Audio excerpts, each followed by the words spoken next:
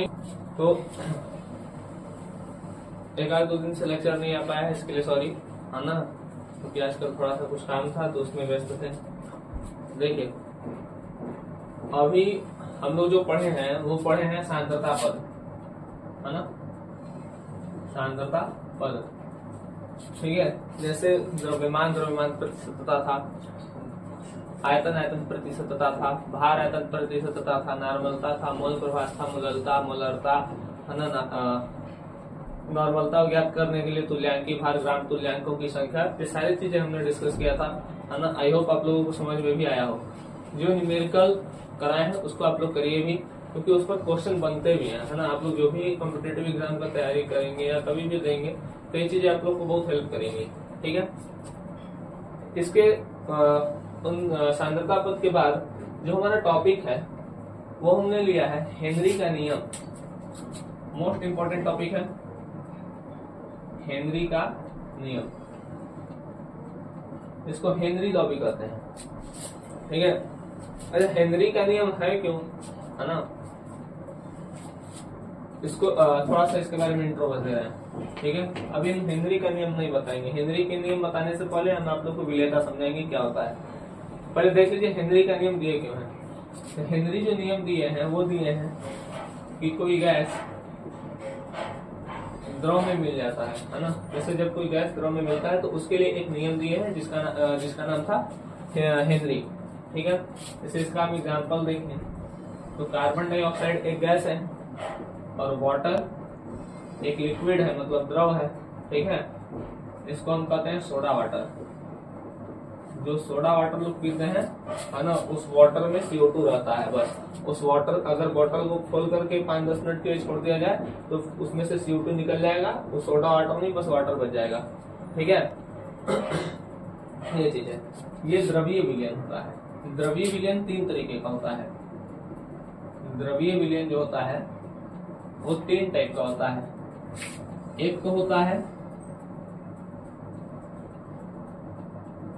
द्रव का गैस में मिक्सचर, एक होता है द्रव का द्रव में मिक्सचर, एक होता है द्रव का ठोस में मिक्सचर, ठीक।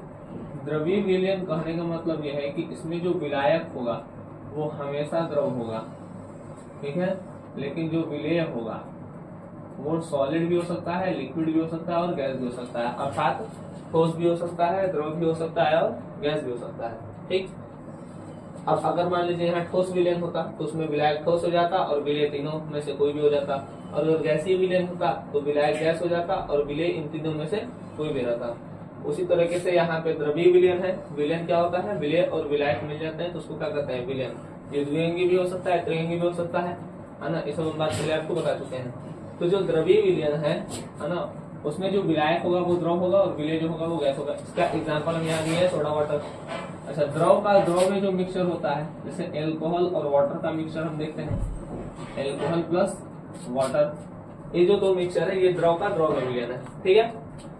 अच्छा, द्रव का ठोस में विलयन क्या होता है, जैसे द्रव अगर हम ले लें वाटर और ठोस जैसे NaCl, नमक और पानी का मिक्सचर, ठीक है, इसको ब्राइन सॉल्यूशन भी कहा जाता है। नमक और पानी के घोल को ब्राइन विलयन भी कहते हैं, आप लोगों ने क्लास 10th में पढ़ा भी होगा, ठीक।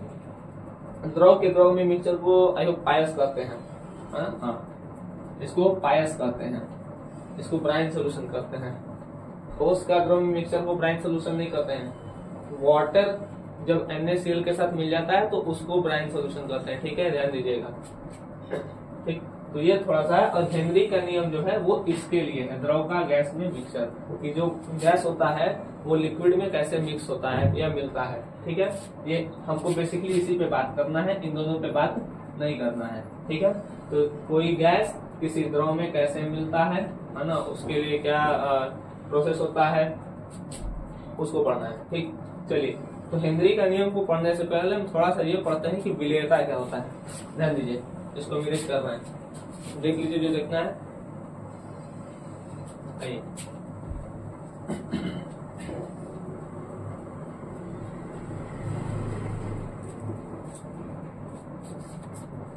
देखिए, तो हेनरी का जो नियम था वो विशेष रूप से किसके लिए था, कि जब किसी गैस को किसी द्रव में घोला जाता है उसके लिए था, तो इसको हम पढ़ेंगे, लेकिन उससे पहले हम थोड़ा सा विलेयता के बारे में जानते हैं। ठीक है, विलेयता इसको कहते हैं सॉल्युबिलिटी। सॉल्युबिलिटी, ठीक। सॉल्युबिलिटी क्या होता है, मान लीजिए कोई विलायक है, ठीक है, और विलायक में हम वाटर ले लेते हैं और विलेय में हम NaCl ले लेते हैं। ये हमारा विलेय है और ये हमारा विलायक है, ठीक है। NaCl इसमें मिलेगा। अच्छा, कब तक मिलेगा? NaCl तब तक मिलता रहेगा जब तक ये विलयन संतृप्त न हो जाए, ठीक। NaCl तब तक मिलता रहेगा जब तक ये विलयन संतृप्त न हो जाए। तो अच्छा, विलायक लेंगे तो हम फिक्स करेंगे ना, जैसे 1 लीटर वाटर ले रहे हैं या 2 लीटर, तो एक निश्चित इकाई लेंगे उसके, ठीक है। तो किसी विलायक की किसी विशेष विलायक की एक निश्चित इकाई आयतन में विलेय की मात्रा, ठीक है, विलेय की मात्रा जो कि ग्राम में रहेगी, ठीक है, विलेय की ग्राम में मात्रा, ठीक है। इतना समझ में आ रहा है कि कोई विशेष विलायक है, उसकी एक कोई निश्चित इकाई है, इसमें जो विलेय है ना, वो कितना ग्राम मिल रहा है, ग्राम में, है ना। किसी दाब व ताप पर विलयन के संतृप्त होने तक, विलयन के संतृप्त होने तक, ठीक है। मतलब जब तक ये विलयन संतृप्त नहीं होगा तब तक NaCl उसमें मिलता रहेगा। जैसे मान हाँ, ठीक है, तब तक NaCl उसमें क्या होता रहेगा, मिलता रहेगा। तो जो NaCl उसमें मिल रहा है वही इसकी क्या है, विलेयता है, ठीक है। जैसे ये वाटर क्या कर रहा है, NaCl को मिला ले रहा है, ठीक है। विलेयता मतलब कि घुल जाना उसमें, ठीक है। तो ये जो विलायक है वो NaCl को क्या कर ले रहा है, अपने में घोल ले रहा है, तो ये उसकी क्या होगी, विलेयता होगी, ठीक। अब हम बार बार इसको चेंज नहीं करेंगे। जैसे सपोज करिए आप आधा लीटर पानी लिए हैं, उसमें 500 ग्राम नमक डाल दिए हैं, ठीक। अब मान के चल रहे हैं कि आधा लीटर पानी में 500 ग्राम नमक घुल रहा है, उसके बाद वो विलयन संतृप्त हो गया है, ये माने हैं, ठीक है। तो क्या हम फिर जब नमक डालेंगे तो मिलेगा, तब तो नहीं मिलेगा। लेकिन जब हम उसकी मात्रा बढ़ा देंगे, वाटर जैसे 1 लीटर कर दें, तब फिर तो इसकी विलेयता बढ़ जाएगी ना, मतलब और ज्यादा फिर NaCl मिलने लगेगा। इसीलिए हम उसको फिक्स कर दे रहे हैं, ठीक है, एक निश्चित इकाई आयतन में विलेय की मात्रा, क्योंकि विलायक अगर बढ़ाएंगे घटाएंगे तो उससे प्रभाव पड़ेगा, ठीक है। अभी हम आगे बात करेंगे सॉल्युबिलिटी पर, कि ताप बढ़ाने पर क्या होगा, दाब बढ़ाने पर क्या होगा, ठीक है, ये सारी चीजें। तो किसी विशेष विलायक की, वाटर कोई भी ले सकते हैं विलायक, ठीक है, विशेष विलायक की एक निश्चित इकाई आयतन में, ठीक है, एक फिक्स कर लेंगे हम इसको, कितना विलेय मिल रहा है ना, एक पर्टिकुलर टेम्परेचर एंड प्रेशर पर, है ना, कब तक, विलयन के संतृप्त होने तक, वही उसकी क्या हो जाती है, विलेयता, ठीक। विलेयता का सीधा मतलब है कि जैसे पानी है, ठीक है, उस पानी में कितना नमक मिल जा रहा है, वही उसकी क्या है, विलेयता है, ठीक है। और तब तक मिलेगा जब तक वो संतृप्त न हो जाए, ठीक। चलिए इरेज करिए इसको। देखिए नेक्स्ट विलेयता पढ़े, ठीक है। अब विलेयता जो है किससे किससे प्रभावित हो सकता है। प्रभावित होने का मतलब ये है कि या तो वो बढ़ेगा या तो वो घटेगा, है ना, यही होगा ना प्रभावित में, या तो वो घटेगा या तो बढ़ जाएगा। देखिए, तो विलेयता को प्रभावित करने वाले कारक कौन कौन से ऐसे फैक्टर हैं जो सॉल्युबिलिटी को प्रभावित करते हैं, ठीक है। तो सबसे पहला देखते हैं, सबसे पहला है विलायक की प्रकृति। तो विलायक की प्रकृति, विलायक की प्रकृति अब देखिए 2 तरीके के होते हैं विलायक, एक होते हैं ध्रुवीय, ठीक है, और एक होते हैं अध्रुवीय। ध्रुवीय वेव वो होते हैं जो पॉजिटिव और नेगेटिव में बट जाते हैं। जैसे NaCl अगर हम कहें तो Na प्लस और Cl माइनस में टूटेगा। तो जो अपने आप को धनायन और ऋणायन में अलग कर लेते हैं उसको हम क्या कहते हैं, ध्रुवीय, और जो नहीं करते हैं उसको हम कहते हैं अध्रुवीय, ठीक। तो एक चीज ध्यान में रखिएगा, जैसे जो ध्रुवीय होते हैं, है ना, ध्रुवीय जो विलायक होते हैं वो ध्रुवीय विलायकों में मिल जाते हैं। ठीक है, ध्रुवीय विलायक जो होते हैं वो ध्रुवीय विलायकों में मिल जाते हैं। ठीक है, और जो अध्रुवीय विलायक होते हैं अध्रुवीय, वो अध्रुवीय में मिल जाते हैं। ठीक है, जैसे आप लड़के हैं तो लड़कों से एकदम घुल मिल के बात करेंगे, लड़कियां हैं तो लड़कियों से घुल मिल के बात करेंगी। ठीक है, एक लड़का एक लड़की से एकदम घुल मिल के बात कभी नहीं कर सकता है। ठीक है, सेम उसी तरीके से जो ध्रुवीय है वो ध्रुवीय में मिलेंगे, जो अध्रुवीय है वो अध्रुवीय मिलेंगे। बात समझ में आ रहा है? ठीक है, इसे एग्जाम्पल दे रहे हैं, जैसे वाटर है तो वाटर पूरी तरह से NaCl में मिल जाता है, सॉरी NaCl वाटर में मिल जाता है। ठीक है, लेकिन अगर हम सोचें कि NaCl को CCl4 कार्बन टेट्राक्लोराइड में मिलाएं तो नहीं मिलेगा, क्योंकि NaCl ध्रुवीय है और CCl4 अध्रुवीय है। ठीक है, ध्रुवीय को हम पोलर कहते हैं और अध्रुवीय को हम नॉन पोलर कहते हैं। ठीक है, अब जैसे लेकिन CCl4 को अगर हम बेंजीन में मिलाएं, ठीक है, या टॉलुइन में मिलाएं या ज़ाइलिन में मिलाएं तो वो उसमें मिल जाएंगे, क्योंकि ये भी अध्रुवीय है, ये भी अध्रुवीय है और ये भी अध्रुवीय है। बात समझ में आ रहा है? तो ध्रुवीय ध्रुवीय में मिलेंगे और अध्रुवीय अध्रुवीय में मिलेंगे। ठीक है, एक बात समझ में आ गया कि विलायक की प्रकृति क्या होगी। अगर ध्रुवीय होगी तो वो ध्रुवीय में मिलेगी, ठीक है, और अध्रुवीय होगी तो वो अध्रुवीय में मिलेगी। ध्रुवीय मतलब जो पॉजिटिव नेगेटिव में अपने आयनों को तोड़ दे, अध्रुवीय मतलब जो न तोड़े। ध्रुवीय का एग्जांपल है NaCl वाटर में मिल जाएगा। ठीक है, तो ये क्या है, ध्रुवीय है, लेकिन NaCl CCl4 में नहीं मिलेगा। क्यों? क्योंकि NaCl ध्रुवीय है और CCl4 अध्रुवीय है।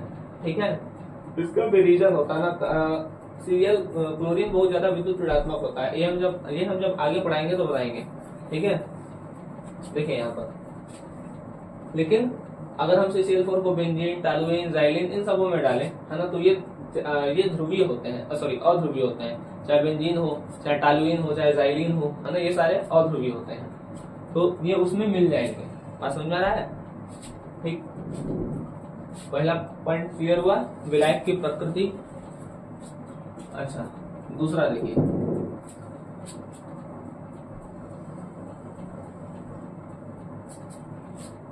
नेक्स्ट है, पहला था विलायक की प्रकृति,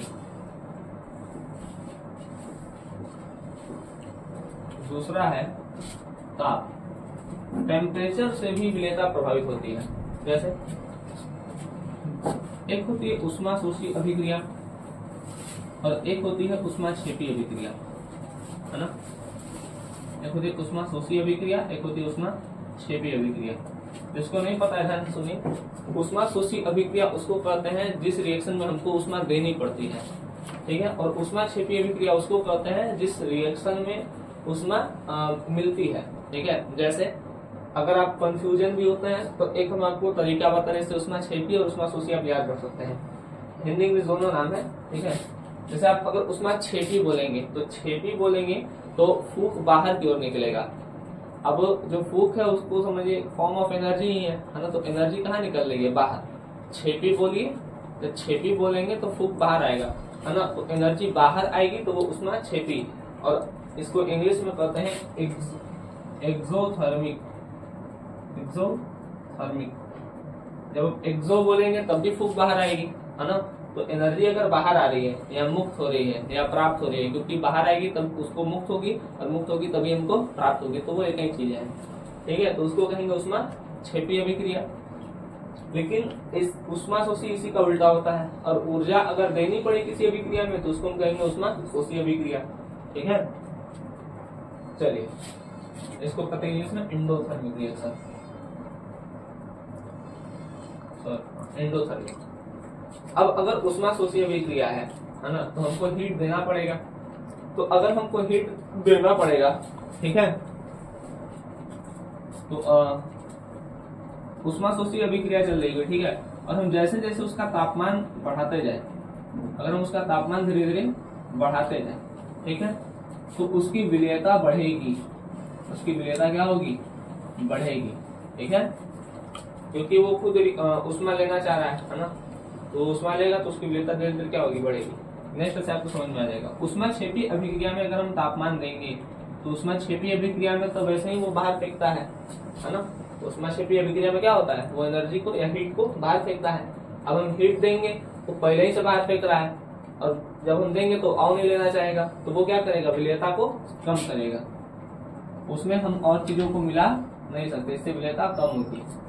अच्छा, आप जितना भी केमिस्ट्री पढ़ेंगे ना, चाहे उष्माशोषी अभिक्रिया हो, चाहे उष्माक्षेपी अभिक्रिया हो, चाहे आई इफेक्ट हो, चाहे एम इफेक्ट हो, चाहे रेजोनेंस प्रभाव हो, कुछ भी हो, सब केमिस्ट्री का चीज एक चीज पे आके टिक जाता है, स्टेबिलिटी, है ना। ये अगर अपना एनर्जी निकाल रहा है या कुछ भी कर रहा है, तो इसका सीधा सीधा मतलब यही होता है कि ये स्टेबल होना चाह रहा होगा, है ना। कोई भी रिएक्शन अगर हीट निकाल रहा है, मतलब वो लेना नहीं चाह रहा है, और वो स्टेबल होने का मतलब है कि अब वो कोई रिएक्शन नहीं दिखाना चाह रहा है, ठीक है। तो वो सब इसी पे आके टिक जाता है। आप गौर करिएगा, कभी कुछ भी पढ़ेंगे तो आपको ये टर्म जरूर देखने को मिलेगा, ठीक है। तो उष्माशोषी अभिक्रिया है, तापमान उसका बढ़ा रहे हैं, क्योंकि वो वही अभिक्रिया नहीं है जिसमें तापमान हमको देना पड़ रहा है, जिसके कारण उसकी विलेयता बढ़ रही है। उष्माक्षेपी अभिक्रिया में तापमान बढ़ा रहे हैं, वो पहले से बाहर फेंक रहा है और हम और बढ़ा दे रहे हैं, है ना, जिसके कारण उसकी विलेयता क्या हो जा रही है, कम हो जा रही है, ठीक। अब नेक्स्ट टॉपिक है जो हमारा थर्ड जो है वो है दाब, ठीक है, प्रेशर। अच्छा, एक बात सोचिए, हम ठोस पे प्रेशर लगा सकते हैं? नहीं, ठोस पे प्रेशर नहीं लगा सकते। द्रव पे लगा सकते हैं? नहीं, पानी पे लगा देखिएगा, नहीं लगेगा, ठीक है। तो ठोस और द्रव पे हम दाब लगाकर, मतलब उस पर हम प्रेशर लगा ही नहीं सकते, ठीक है, नहीं लगेगा, ठीक। लेकिन जो गैस है, जो गैस के पार्टिकल है, उसको तो कंप्रेस करके हम भरते भी है ना, समझा रहा है। जो गैस है उसको हम कंप्रेस करके क्या करते हैं, भरते हैं, मतलब गैसों पर दाब लगाया जा सकता है, गैसों पर दाब, है ना, गैसों पर जो दाब लगाया जाता है उसको कंप्रेशन कहते हैं, ठीक है।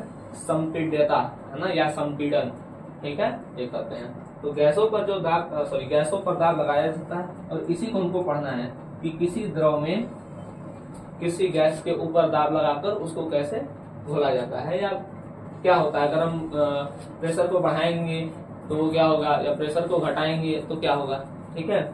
हमको बेसिकली इसी पे बात करना है। अभी हम ये जितना पीछे पढ़ाया आपको, वो हेनरी के नियम को समझाने के लिए बताया है, ठीक है। विलायक की प्रकृति में ये ध्रुवीय में मिलेगा,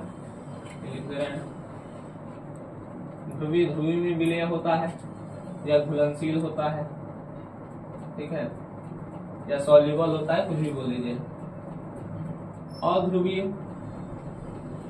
अध्रुवीय में विलय होता है, या सॉल्युबल होता है, या घुलनशील होता है, कुछ भी कहिए, ठीक है। देखिए, ये तीन है।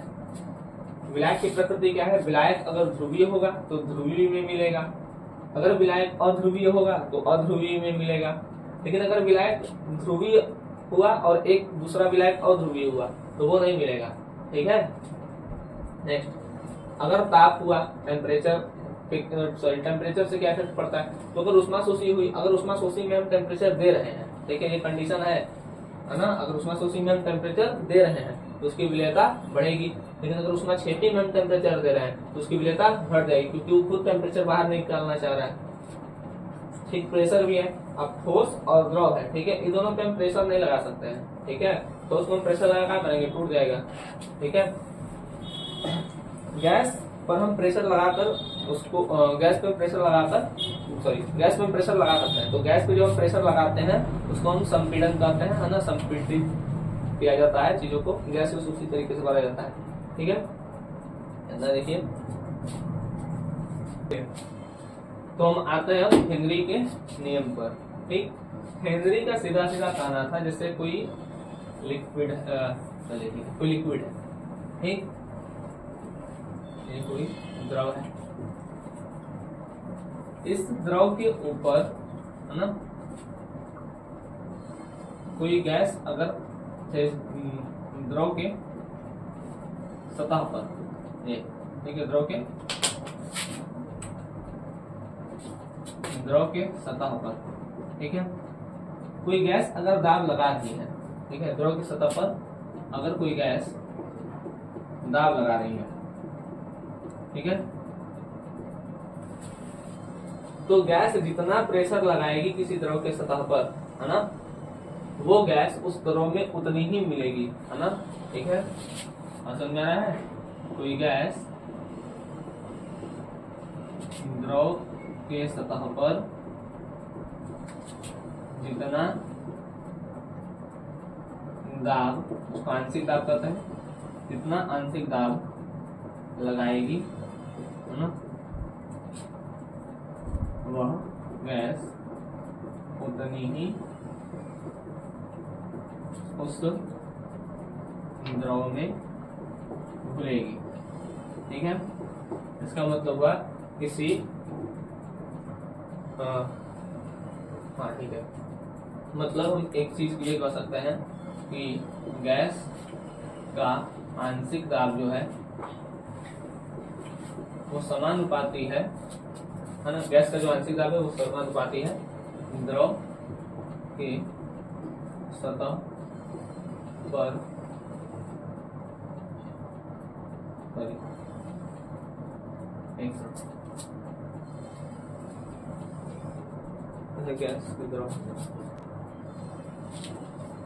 गैस की द्रव में विलयता, है ना, मतलब कि कोई गैस किसी द्रव में कितना मिला है वही लिखा है।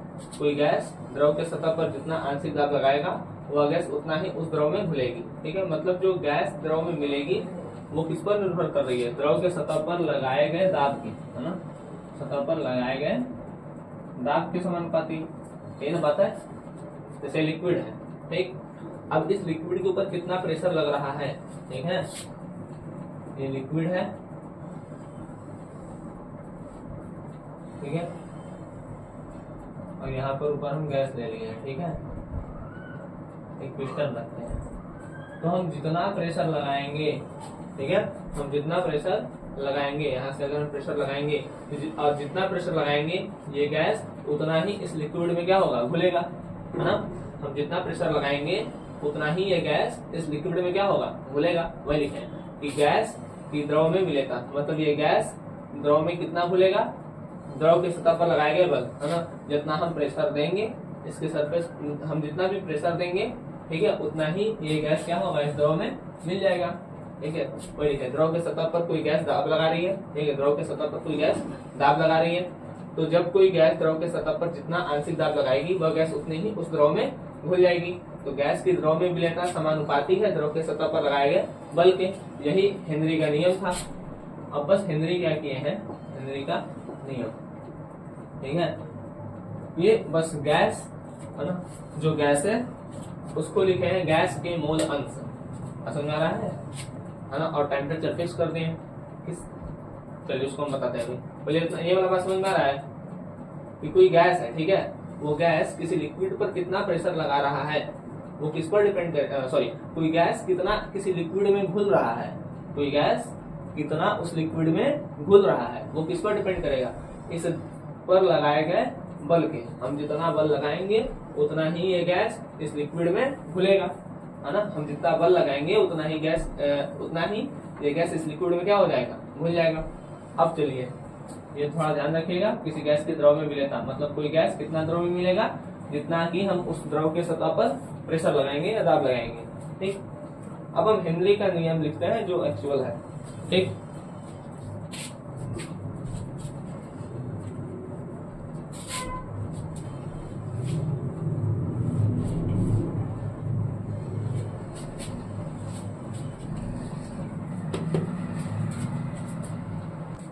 देखिए वास्तव में हेनरी का नियम है, अभी हम पीछे बताए थे कि कोई गैस है, ठीक है, जितना हम उस पर प्रेशर लगाएंगे उतना ही वो गैस उस लिक्विड में घुलेगा, ठीक है। हालांकि बता यही था हेनरी, लेकिन हमको थोड़ा सा अपने स्टैंडर्ड के हिसाब से भी लिखना है, तो हिसाब से देखते हैं इस हेनरी का नियम क्या कहता है। इस नियम के अनुसार स्थिर ताप पर, है ना, ध्यान दीजिएगा, टेम्परेचर क्या है, फिक्स है, क्योंकि अभी हम पीछे पढ़ा चुके थे आपको कि टेम्परेचर को चेंज करने पर उसकी विलयता पे असर पड़ता है, ठीक है, विलयता घटेगी या तो बढ़ेगी, ठीक है। अगर उष्माशोषी होगा तो टेम्परेचर बढ़ाएंगे तो बढ़ेगा, टेम्परेचर घटाएंगे तो घटेगा, ठीक। तो साथ साथ चल रहा था। लेकिन ऊष्माक्षेपी वाला क्या था, उसका टेम्परेचर बढ़ा रहे थे तो विलेयता घट रहा था, मतलब फर्क पड़ेगा विलेयता पर, ठीक है। इसलिए हम टेम्परेचर क्या कर देंगे, फिक्स कर देंगे, ठीक। तो इस नियम के अनुसार स्थिर ताप पर गैस का आंशिक दाब, गैस पे प्रेशर देंगे, वो आंशिक दाब है, उस विलयन में गैस के मोल अंश, ठीक है ना, उस विलयन में गैस के मोल अंश। अब यहाँ पर आ गया मोल अंश, मतलब वो बता रहा है कि नंबर ऑफ मोल्स, ठीक है। जैसे मान लीजिए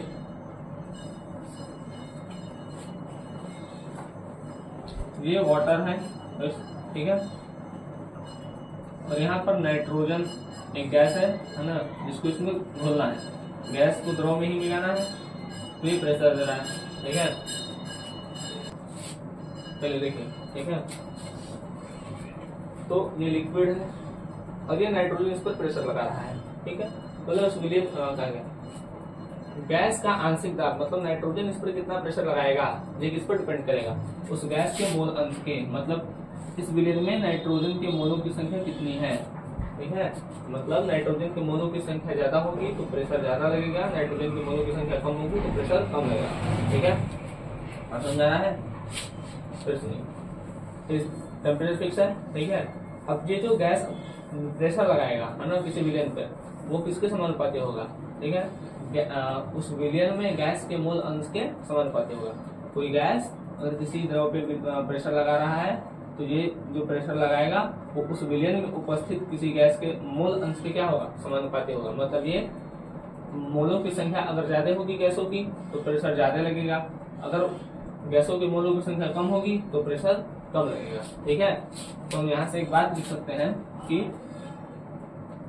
गैस द्वारा लगाया गया आंशिक दाब समानुपाती होता है ना, गैस द्वारा लगाया आंशिक दाब समानुपाती होता है किसके, मोल अंश के। मोल अंश को जारी से दिखाते हैं है ना, या मोल अंश को मोल प्रभाज भी कहते हैं, मोल अंश को हम मोल प्रभाज भी कहते हैं, ठीक है, मोल फ्रैक्शन, ठीक है। अब किसके मोल अंश के, जो गैस द्रव में है ना, तो द्रव में गैस, द्रव में जो गैस है उसके मोलों की संख्या समानुपाती है गैस के द्वारा लगाए गए आंशिक दाब के, ठीक है। गैसें सेम भी हो सकती है, गैसें डिफरेंट भी हो सकती है, उससे वो कोई मैटर नहीं करता है। हाँ, लेकिन नाइट्रोजन जो प्रेशर लगाएगा वो अपने हिसाब से लगाएगा, ठीक है। ऑक्सीजन जो प्रेशर लगाएगा वो अपना आंशिक दाब लगाएगा। ये कहिए कि नाइट्रोजन जितना आंशिक दाब लगाएगा उतना ही ऑक्सीजन भी आंशिक दाब लगाएगा, तो ये सही नहीं है, ठीक है। नाइट्रोजन अपने हिसाब से आंशिक दाब लगाएगा, ऑक्सीजन अपने हिसाब से आंशिक दाब लगाएगा। तो ये जो गैस है वो कितना प्रेशर लगाएगा ये उस बात पर डिपेंड करेगा कि इस द्रव में कितने गैसों की इस द्रव में कितने वो गैस उपस्थित है, ठीक है। वही बोला है, गैस द्वारा लगाया गया आंशिक दाब है ना समानुपाती होता है किसी द्रव में उपस्थित गैस के मोल प्रभाज के। यही हेनरी का नियम है ना। जो भी डेफिनेशन लिखते हैं जरूरी नहीं है कि हम जो लिखे हैं वही लिखिए, आप अपने हिसाब से भी यहाँ से भी लिख सकते हैं। देखिए वही लिखा है ना, गैस के द्वारा लगाया गया आंशिक दाब समानुपाती होता है ना किसके, द्रव में उपस्थित गैस के मोल अंश के, है ना। बस आगे एक चीज लिख दीजिएगा, कब, एट अ फिक्स्ड टेम्परेचर या स्थिर तापमान पर, ठीक। अब इस समानुपात इसको हम पी से दिखा रहे हैं, ठीक है, पी गैस, ठीक है, इसको हम इससे दिखाएंगे। तो पी गैस जो है वो समानुपाती है राई द्रव में गैस के, ठीक। इस समानुपाती के साइन को हटाने के लिए हमको एक कांस्टेंट लगाना पड़ता है जिसको हम कहते हैं KH। ये जो KH है वो है हेनरी कांस्टेंट, हेनरी स्थिरांक, ठीक है, हेनरी नियतांक कुछ बोलने से, ठीक है। ये हमारा है, ठीक है। जब आपसे हेनरी का नियम पूछेगा तो आप ये लिखेंगे, ठीक है। किसी एक फिक्स तापमान पर गैस द्वारा लगाया गया आंशिक दाब, गैस कितना प्रेशर लगा रहा है, ठीक है, समानुपाती होता है किसके, द्रव में उपस्थित गैस के, सॉरी द्रव में उपस्थित गैस के मोलों की संख्या के, ठीक है। सॉरी फिर सुनिए, गैस द्वारा लगाया गया आंशिक दाब समानुपाती होता है द्रव में उपस्थित गैस के मोल अंश के, ठीक है। वो मोल अंश मोलों की संख्या बताती है, ठीक है। देखें मतलब मोलों की संख्या ज्यादा होगी तो गैस द्वारा लगाया गया आंशिक दाब ज्यादा होगा, है ना। मोलक संख्या कम होगी तो गैस द्वारा लगाया गया आंशिक दाब कम होगा, है ना, विलेयता कम होगी इसको। ठीक है, अब एक चीज पूछते हैं, इतना देख लीजिए पहले, नोट हो गया, चलिए इरेज करना है। अब अगर हमसे कोई पूछे कि जो ये हेनरी नियतांक है वो कैसे निकलेगा, हाँ मतलब ये है कैसे निकलेगा, तो इस दो चीजों चलिए पूछना है। एक जो KH है इसका मात्रा क्या होगा, तो एक चीज देखिए, ये प्रेशर है, मोल प्रकाश का कोई यूनिट होता नहीं है तो इसका खत्म। इसका मतलब हुआ कि KH का यूनिट वही होगा जो प्रेशर का यूनिट होगा, है ना। इसका तो कोई यूनिट नहीं है, नो यूनिट, ये इसके बराबर हो गया यूनिट के मामले में। तो गैस सॉरी KH का वही यूनिट होगा जो गैस का यूनिट, सॉरी जो प्रेशर का यूनिट होगा। ठीक है, तो प्रेशर का यूनिट या तो पास्कल होगा या तो ATM होगा, इसे कहते हैं ना 1 ATM दाब, 2 पास्कल दाब, 5 पास्कल दाब। ठीक है, या तो बार होगा, है ना, किलो बार होगा। ठीक है, यही सब होगा।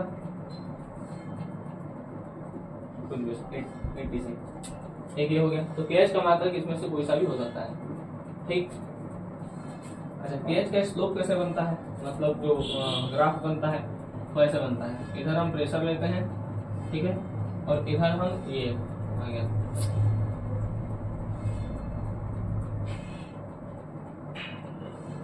मतलब गैस, ठीक है, ये लेते हैं। तो जैसे जैसे हम प्रेशर बढ़ाते जाएंगे वैसे वैसे जो गैस होंगे, है ना, वो द्रव में मिलते जाएंगे, मतलब ये बढ़ता जाएगा। ठीक है, तो इसका स्लोप कुछ ऐसे आता है। अब अगर हमसे कोई पूछ लिया KH कैसे निकलेगा, जैसे हमसे प्रेशर दे दिया, है ना, जाई का वैल्यू दे दिया, तो हमसे KH पूछ लिया, तो हम यहाँ से थीटा ले लेते हैं। अब ये जो थीटा है ना, इसको हम लंब कह सकते हैं, इसको आधार कह सकते हैं। ठीक है, तो लंब बटे आधार जो होता है, मतलब प्रेशर अपॉन जाई जो होगा, है ना, वो क्या होगा, tan थीटा होगा। तो इसका tan थीटा निकलता है ना, और यही क्या होता है, यही KH की वैल्यू भी होती है। मतलब इन दोनों को सॉल्व करने पे जो वैल्यू आएगा वही KH का वैल्यू हो जाएगा। समझ में आ रहा है? ठीक है, तो अगर हमसे थीटा पूछेगा तो लंब बटे आधार, और लंब बटे आधार क्या होता है, tan थीटा, तो tan थीटा आएगा ये। ठीक है, समझ में आ रहा है? ठीक, थोड़ा सा हम एक चीज लिखते हैं फिर आपसे पूछ रहे हैं, चलिए देखिए। ठीक है, तो अभी हम जो पढ़े वो आपको हम सब पहले बताए थे कि हेनरी के नियम से पहले थोड़ा सा बताया था कि विलेयता क्या होता है ना, और वो किस पर निर्भर करता है। ठीक है, तो वाटर है वो नमक को घोल ले रहा है, तो जितना घोल ले रहा है संतृप्त होने तक वो उसकी क्या होगी, विलेयता होगी। फिर वो निर्भर करता है विलायक की प्रकृति पर, ध्रुवीय होगा तो ध्रुवीय में मिलेगा, अध्रुवीय होगा तो अध्रुवीय में मिलेगा। ठीक, फिर तापमान बताए थे, अगर उष्माशोषी हुआ तो टेम्परेचर बढ़ाएंगे तो विलेयता बढ़ेगी, उष्माक्षेपी हुआ तो विलेयता बढ़ाएंगे, सॉरी टेम्परेचर उष्माक्षेपी में अगर टेम्परेचर बढ़ाएंगे तो विलेयता घट जाएगी। ठीक, तो उसके बाद हम आपको प्रेशर के लिए बताए थे कि सॉलिड लिक्विड पे तो नहीं लगेगा, बट गैस पर उसको संपीड़ित करके भरा जाता है। ठीक है, फिर हम हेनरी का नियम बताने से पहले एक चीज बताए थे कि कोई गैस है ना, वो लिक्विड में कितना मिलेगा, जितना प्रेशर बढ़ाएंगे किसी गैस का उतना ही वो उस लिक्विड में मिलेगा। मतलब गैस पर जो हम दाब लगाएंगे, है ना, तो वो गैस जो मिलेगा, मतलब गैस की जो विलेयता होगी वो समानुपाती होगी द्रव के ऊपर लगाए, द्रव के सरफेस के ऊपर लगाए गए प्रेशर के। ठीक है, उसके बाद हम आपको ये बताए थे हेनरी का नियम कि स्थिर तापमान पर, है ना, स्थिर तापमान पर कोई गैस है ना, तो वो जो द्रव में मिलेगा वो किस बात पर निर्भर करेगा, वो द्रव में उपस्थित गैस के मोल अंश पर निर्भर करेगा। ठीक है, जितना मोल अंश रहेगा वो गैस उतना ही उस लिक्विड में मिलेगा। तो आगे बात करते हैं थोड़ा सा कि जो हेनरी कांस्टेंट है, ठीक है, ये पानी के लिए है कि पानी में जब कोई गैस मिलाते हैं तो उसके लिए हेनरी कांस्टेंट कितना आता है, ये एक्सपेरिमेंटिंग जो भी किया होगा वो किया है, हमको इससे मतलब नहीं है कि कैसे आया है, हमको बस ये ध्यान में रखना है थोड़ा सा। हम इसको अप्रॉक्स में मान सकते हैं, जैसे 144, कई लोग 140 भी मान लेते हैं, 144 भी मान लेते हैं, 145 मान लेते हैं। आप ये गूगल का डाटा है, ठीक है, ये हम लेके चलते हैं ये। ठीक है, तो हीलियम X 144.97 है, 76.48 है, ठीक है, मतलब इसका हेनरी कांस्टेंट। हीलियम का हेनरी नियतांक ये है, नाइट्रोजन का हेनरी नियतांक 76.48 है, हाइड्रोजन का हेनरी नियतांक 69.69 है, सॉरी 16 है, और ऑक्सीजन का हेनरी नियतांक 34.86 है। ठीक है। हम आपसे एक चीज पूछते हैं कि अगर हम हेनरी नियतांक को बढ़ाएं या घटाएं तो उसकी विलेयता पर क्या प्रभाव पड़ेगा, विलेयता पर क्या प्रभाव पड़ेगा। ठीक, सोचिए तुम। देखिए फॉर्मूले पे ही, जैसे हम गए थे, जो प्रेशर है किसी गैस के लिए, है ना, इक्वल टू था KH मतलब हेनरी नियतांक, जिसको हम नियतांक लिए थे, और क्या था, जाई था, द्रव में गैस। अगर हम हेनरी नियतांक निकालें तो गैस अपॉन में चल जाएगा, ये मतलब सॉरी द्रव में गैस। इसका मतलब क्या है, अगर हम हेनरी नियतांक बढ़ाएंगे तो जो द्रव में गैस होंगे, द्रव में गैसों की मोलों की संख्या क्या होगी, कम होगी, है ना। मतलब KH अगर बढ़ाएंगे तो जाई जो द्रव में गैस है वो कम होंगे, और जब ये कम होगा तो अभी हम पीछे पड़े हैं कि द्रव में गैस के मोलों की संख्या के समानुपाती होता है लगाया गया प्रेशर। तो जब ये कम होगा तो हमारा प्रेशर भी कम होगा और हमारी विलेयता क्या हो जाएगी, कम हो जाएगी। तो सीधा सीधा मतलब हुआ कि KH बढ़ाएंगे तो विलेयता कम होगी। ठीक, क्यों? क्योंकि द्रव में जो गैस है उसके मोलों की उसके मोल अंश कम हो जाएंगे। बात समझ आ रहा है? ठीक है, द्रव में उपस्थित गैसों का मोल अंश डायरेक्टली प्रोपोर्शनल होता है लगाए गए दाब के। तो अगर द्रव में उपस्थित गैस के मोल अंश ही कम हो जाएंगे, है ना, तो हमारा प्रेशर भी कम होगा, और जब हम प्रेशर कम होगा तो विलेयता ऑटोमेटिक क्या हो जाएगी, कम हो जाएगी। लेकिन अगर KH हम कम करें, है ना, तो जो द्रव में गैस है, यहाँ देखिए ये बढ़ रहा है तो ये घट रहा है ना, यहाँ पे इनवर्सली प्रोपोर्शनल का साइन होता है, व्युत्क्रम क्रमानुपाती का। एक ऊपर बढ़ता है तो नीचे घटता है, और नीचे ऊपर अगर घटता है तो नीचे बढ़ता है। ठीक है, ध्यान रखिएगा। तो KH अगर कम करें तो द्रव में गैस जो होंगे के मोल अंश क्या होंगे, बढ़ेंगे, और ये बढ़ेंगे तो विलेयता क्या होगी, बढ़ेगी, क्योंकि प्रेशर बढ़ जाएगा। ठीक है, समझ आ रहा है? तो ये भी ध्यान रखिएगा KH पे कैसे निर्भर करता है। हालांकि ये लेक्चर थोड़ा सा लंबा है ना, लेकिन हम एक एक टॉपिक आपको क्लियर करते हुए चल रहे हैं कि आगे जब आप क्वेश्चन भी लगाएं तो उसमें कोई दिक्कत ना हो। ठीक, बहुत लोग थ्योरी लिखवाकर छोड़ देते हैं, है ना, कि बस ये लिखवाएंगे और छोड़ देंगे।